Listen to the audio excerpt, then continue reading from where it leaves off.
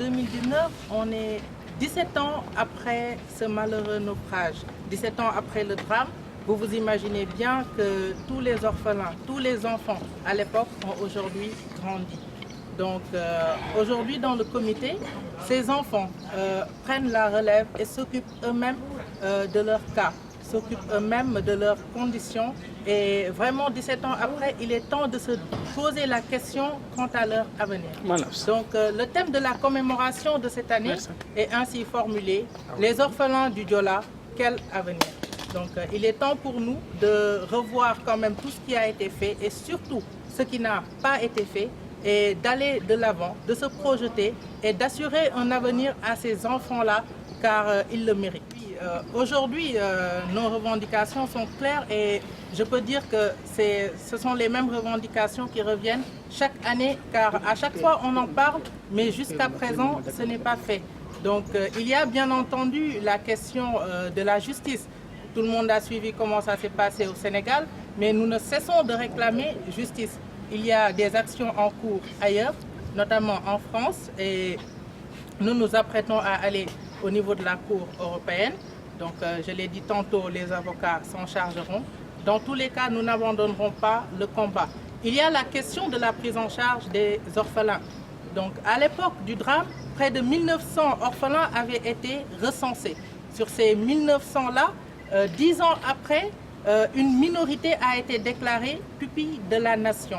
Et malheureusement, sur ces décrets, non seulement la rétroactivité n'a pas été respectée, mais ensuite, à chaque fois que certains orphelins atteignaient 18 ans, ils étaient enlevés de ces pupilles-là, donc ne bénéficiant plus de cette prise en charge. Alors que nous sommes au Sénégal, nous savons qu'à 18 ans, on est étudiant, on vient d'avoir le bac, on doit faire ses études.